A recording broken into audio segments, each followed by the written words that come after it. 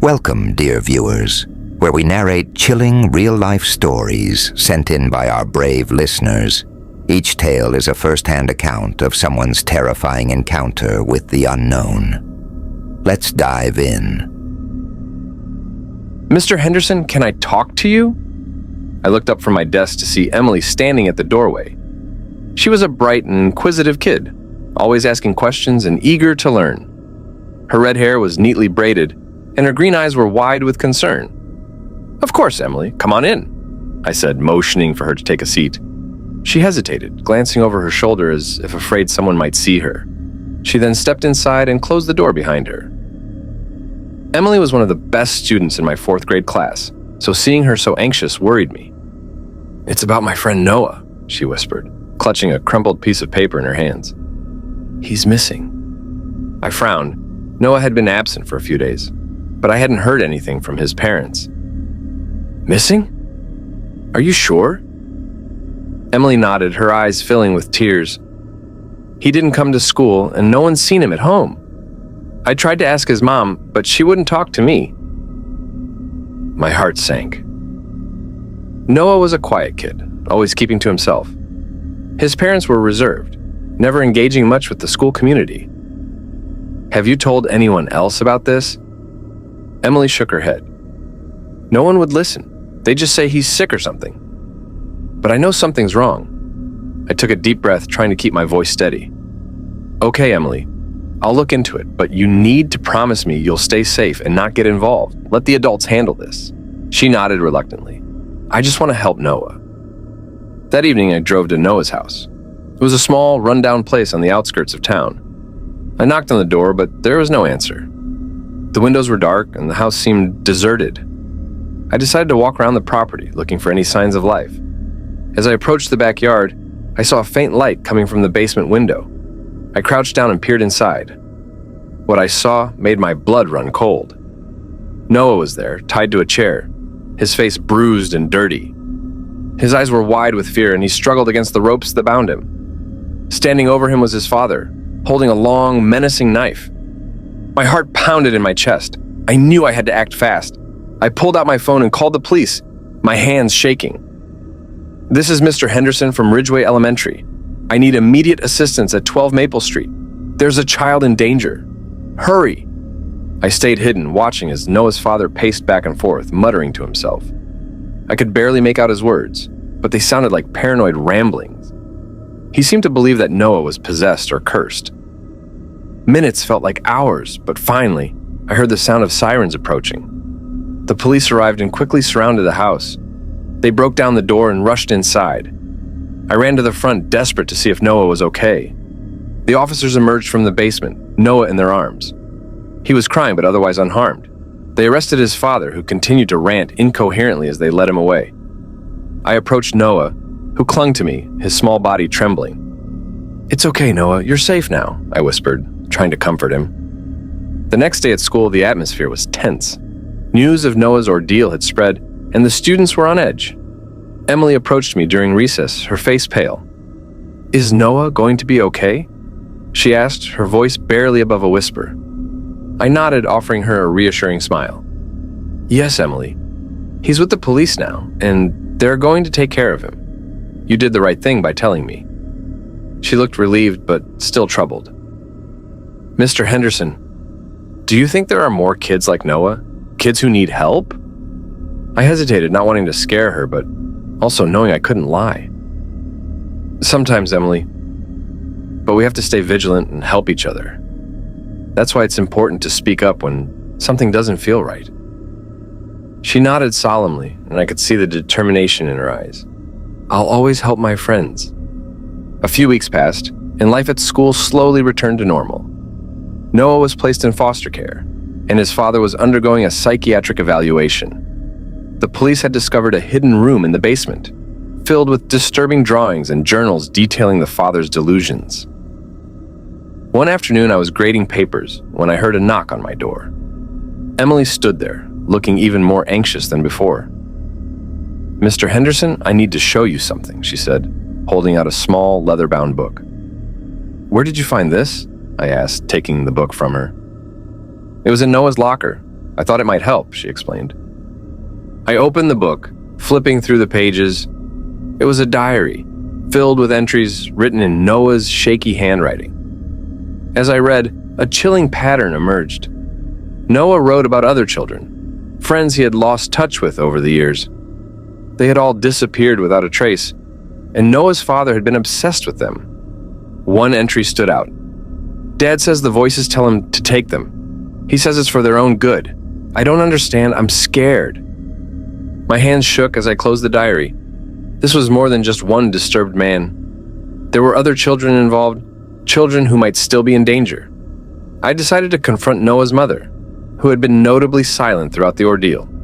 I needed answers. That evening, I drove back to the house, now abandoned and eerily quiet. The door was ajar, so I stepped inside, calling out her name. Noah's mother? Mrs. Miller, are you here? There was no response, only the faint creaking of the house settling. I ventured deeper into the home, my unease growing with each step. In the kitchen, I found her, sitting at the table, her face a mask of sorrow. Mrs. Miller, I began, trying to keep my voice calm. I found Noah's diary. I know there are more children involved. Please, you have to tell me what's going on. She looked up at me, her eyes hollow. It wasn't just him, she whispered, her voice cracking. There are others. He wasn't working alone. My blood ran cold. What do you mean? Who else is involved? She pointed to a door I hadn't noticed before, partially hidden behind a curtain. In there, you'll find the answers you need. I hesitated, but I knew I had to see it through. I opened the door and descended into the basement, the air growing colder with each step. The basement was dimly lit, but I could make out a series of old, dusty filing cabinets along one wall. I opened the first drawer, my heart pounding. Inside were files, each labeled with a child's name. Some of the names I recognized.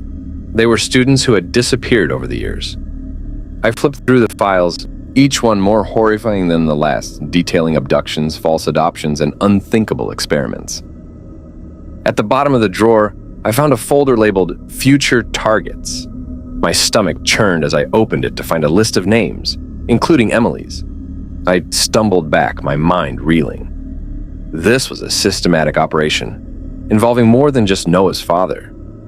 The scale of the crime was staggering, and the thought of what could have happened to Emily and others like her was too much to bear. As I made my way back upstairs, Mrs. Miller was gone, vanished without a trace. The house was silent once more, and I felt a crushing weight of despair. I knew I had to get this evidence to the authorities, but I also knew that exposing the truth would take time, and the network behind these atrocities would likely remain hidden, ready to strike again. The following day, I was barely holding it together. My mind was racing with the horrific discoveries from the night before. I decided to meet with Emily's parents to ensure her safety. They needed to know the danger she was in. As I arrived at Emily's home, I was greeted warmly by her mother, Mrs. Thompson. Mr. Henderson, it's so good to see you. Emily talks about you all the time. Thank you, Mrs. Thompson. I need to discuss something very serious regarding Emily's safety, I said, my voice strained with urgency. Mrs. Thompson's smile faded. Of course, come in. I sat down in their cozy living room, trying to find the right words. Emily has been a great help in uncovering something terrible. Noah's disappearance was just the tip of the iceberg. There are more children involved, and I believe Emily could be a target. Mrs. Thompson's face turned white. What do you mean? What kind of danger? I took a deep breath and recounted everything I had discovered, including the list of future targets. Mrs. Thompson listened in stunned silence, tears streaming down her face. We need to protect her, I concluded. The authorities are involved, but this network is extensive and dangerous. Just then, Emily walked into the room, sensing the tension. Mom, Mr. Henderson, what's going on? Mrs. Thompson pulled her close. We're going to keep you safe, sweetheart. That night, I couldn't sleep. The weight of the situation bore down on me, and I felt a gnawing sense of dread. I decided to go for a drive to clear my head. As I drove past Noah's old house, something caught my eye, a light flickering in the basement window. I parked a little distance away and approached the house cautiously. The door was still ajar as I had left it. I crept inside, making my way back to the basement. The light was coming from the filing cabinets. As I stepped closer, I saw Mrs. Miller frantically searching through the files. Her hands trembled as she pulled out a folder. "Mrs. Miller?" I called out softly, startling her. "What are you doing here?" She looked up, eyes wide with fear. "I couldn't let you take these. They're my insurance." "Insurance?" I repeated, confused. She handed me the folder. Inside were photos of various children, including Emily, but also many others I didn't recognize. My husband wasn't acting alone. He was part of something much bigger, something I tried to protect Noah from. "Who are these people?" I demanded. "Powerful people," she whispered. "People who can make children disappear without a trace." Noah was just one of many. I felt sick to my stomach. "We need to go to the police." She shook her head. "They'll kill me if they find out I told you. But you can stop them. You have to—" Suddenly, there was a loud crash upstairs. Someone was in the house. Mrs. Miller's eyes widened in terror. "Go now! Take the files and run!" I grabbed the folders and bolted up the stairs, just as I heard footsteps approaching. I barely made it out of the house, my heart pounding in my chest. I drove straight to the police station, not daring to look back. In the days that followed, the investigation expanded.